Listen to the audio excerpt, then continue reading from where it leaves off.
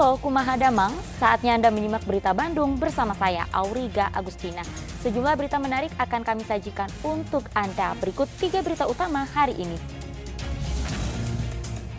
Rombongan mobil dinas Wakil Bupati Pangandaran terlibat kecelakaan beruntun di Jalan Raya Ciamis. Kecepatan kereta di wilayah Daop 2 Bandung dinaikkan mulai hari ini. Jadwal keberangkatan dan kedatangan kereta api berubah. Hama sunggep atau pengerek batang menyerang tanaman padi milik petani di Pantura, Subang. Petani terancam gagal panen dan merugi jutaan rupiah.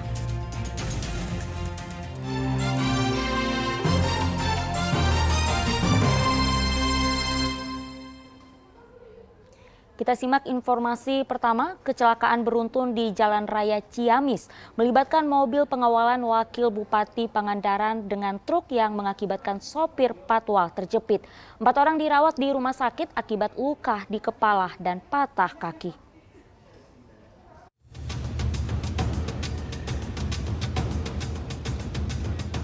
Kecelakaan beruntun terjadi di Jalan Raya Ciamis, tepatnya di Desa Karangmulyan. Tabrakan melibatkan mobil pengawalan polisi dengan truk serta mobil wakil Bupati Pangandaran.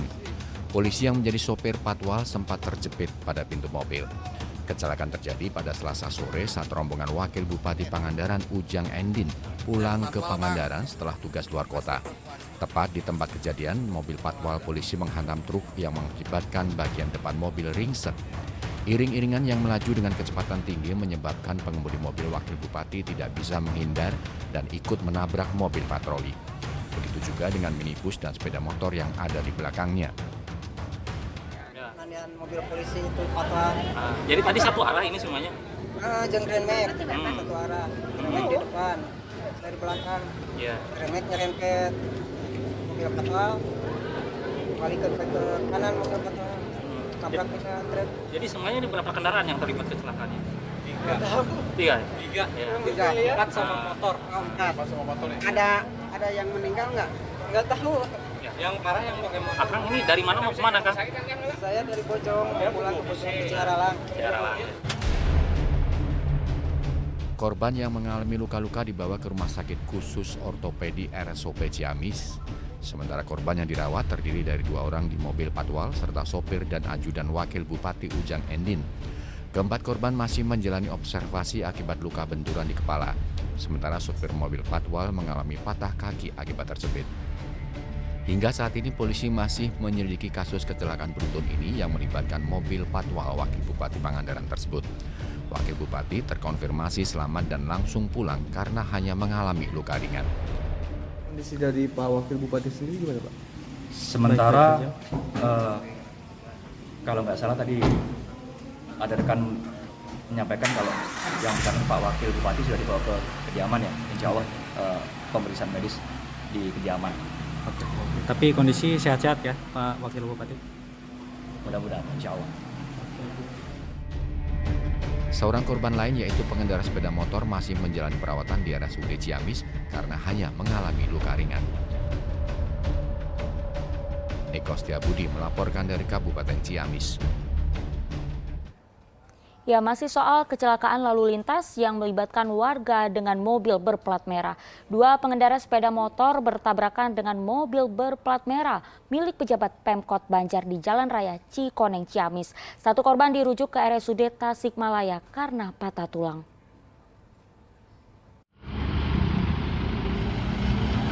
Kecelakaan lalu lintas kembali terjadi di Jalan Raya Cikoneng, Kabupaten Ciamis yang melibatkan 2 buah sepeda motor dan minibus. 1 korban mengalami luka berat patah tulang kaki. Kecelakaan terjadi saat sebuah sepeda motor yang dikendarai berboncengan 3 orang berusaha menyalip sepeda motor yang ada di depannya.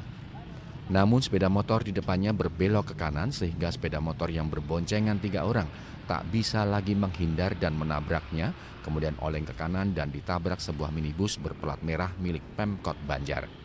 Yang terjadi di Jalan Raya Cikoneng, Dusun Cisarai, RT 12, RW 04, Desa Margaluyu, Kecamatan Cikoneng, Kabupaten Ciamis, yang melibatkan kendaraan sepeda motor Honda Scoopy dengan kendaraan sepeda motor Honda Supra dan kendaraan Toyota Kijang Innova.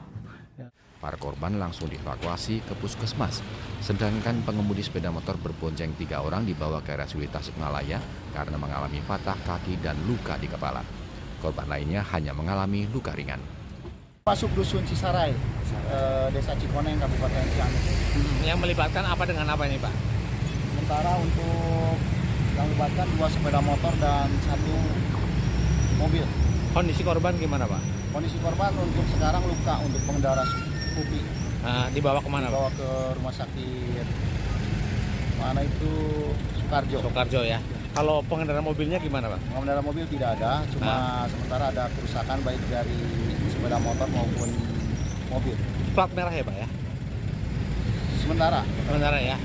Dalam kejadian tersebut, sopir minibus langsung meninggalkan lokasi dan mobilnya diderek polisi.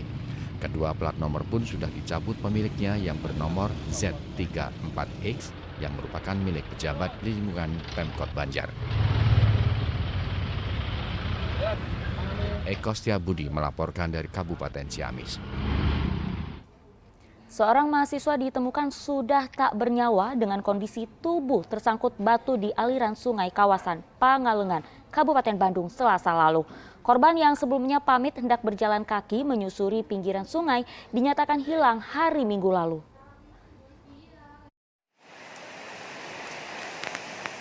Regu penyelamat mengevakuasi jasad Muhammad Fikri Bakfadal, seorang mahasiswa yang tewas tersangkut di bebatuan aliran sungai Lembah Datar di kawasan Pangalengan, Kabupaten Bandung. Regu penyelamat yang merupakan gabungan dari unsur kepolisian, TNI, dan Basarnas mengevakuasi korban dengan cara ditandu untuk dibawa ke puskesmas menjalani visum. Korban tewas diduga akibat kelelahan saat hiking atau jalan kaki menyusuri pinggiran sungai selama 2 hari lamanya. Sebelum ditemukan dalam keadaan tak bernyawa, korban dinyatakan hilang sejak 28 Mei 2023 saat menjalani aktivitas camping di sekitar lokasi bersama rekan-rekannya. Korban kemudian pamit ke rekannya untuk berjalan kaki sendirian menyusuri sungai. Sejumlah rekan dan petugas gabungan sempat melakukan pencarian dan akhirnya korban ditemukan sekitar 2 km dari lokasi camping pada 30 Mei sore hari. Almarhum saudara Muhammad Fikri, yang mana saudara Muhammad Fikri ini pada hari Minggu dalam rangka tasakur alam hari Minggu, dan hari Minggu pagi dia keluar dari campnya, pamit ke temannya untuk melaksanakan hiking ke lingkungan sekitar tempat camp itu yang berada di Lembah Datar Pangalengan. Setelah itu dari hari Minggu, Senin, Selasa, dikarenakan saudara Fikri ini tidak ada yang menemani dalam hiking tersebut, dia ada dan teman tersebut hilang jejak, dikatakan hilang. Diketemukan sekitar dari lokasi tempat camp ke lokasi penemuan jenazah 2 kilo. Dan di sana sudah ketemukan dan keadaan lelah, dan di tempat tersebut beliau meninggal. Usai disemayamkan, jasad korban dibawa ke rumah duka di Desa Cincin, Kecamatan Soreang, dan langsung dimakamkan pada Rabu pagi. Suasana duka dan isak tangis menyelimuti anggota keluarga saat proses pemakaman pria berusia 21 tahun itu. Pihak keluarga tak bersedia untuk memberikan keterangan dan menyatakan peristiwa ini sebagai musibah. Pihak keluarga juga menolak mahasiswa salah satu universitas swasta di Bandung itu untuk diotopsi. Muhammad Abbas melaporkan dari Kabupaten Bandung. 6 pasang muda-mudi terjaring razia penyakit masyarakat yang digelar Satpol PP Kabupaten Cirebon Selasa lalu. 1 pasang di antara mereka adalah pelajar berseragam sekolah. Mereka digelandang ke kantor Satpol PP oleh petugas setelah kedapatan berduaan di sebuah rumah kos di kawasan Kedaung, Kabupaten Cirebon. Sejumlah petugas Satpol PP bersama TNI Polri mendatangi sebuah rumah kos di kawasan Kedaung, Kabupaten Cirebon pada Selasa siang. Kos berbayar yang bisa digunakan per jam ini menjadi target operasi petugas setelah menerima pengaduan dari warga. 1 persatu kamar kos kemudian diperiksa petugas. Hasilnya 6 pasangan muda-mudi kedapatan berduaan di kamar. Bahkan 1 pasangan diantaranya adalah pelajar SMA yang masih mengenakan seragam sekolah. Meski mengelak dianggap berbuat mesum, namun mereka yang kedapatan keberduaan di dalam kamar langsung digelandang petugas ke markas Satpol PP Kabupaten Cirebon. Penindakan kos-kosan nakal ini berawal dari adanya laporan warga yang resah dengan keberadaan tempat menginap yang kerap disewa per jam tersebut. Keresahan masyarakat didasari banyaknya remaja yang terlihat keluar masuk rumah kos, bahkan banyak pula yang masih berseragam sekolah. Petugas yang melakukan pendidikan kemudian merazia tempat kos itu. Yang terjaring kami mendapatkan 6 pasang yang terjaring, dan prioritas ini yang semuanya ini banyakkan yang anak muda, bahkan yang ada anak SMA. Pelajar ya. Masih ikut pakai seragam, Pak? Pakai seragam. Itu di kosan atau di apa, Pak? Di kosan. Kosan. Di kosan ya. Itu disewakan per jam atau per hari atau? Kos-kosan yang per jam di Kedaung. Terus ini sekalian kami juga kolaborasi dengan bidang Gakprunda untuk mengenai perizinannya, karena dari pengaduan masyarakat juga ingin mengetahui ada perizinannya atau tidak. Keenam pasangan tersebut kemudian didata dan mendapatkan pengarahan di kantor Satpol PP Cirebon. Petugas juga akan memanggil orang tua muda-mudi tersebut agar tidak kembali melakukan perbuatan yang sama di kemudian hari. Sedangkan rumah kos yang disinyalir jadikan tempat mesum akan dievaluasi izin usahanya. Maruli Habibi melaporkan dari Kabupaten Cirebon.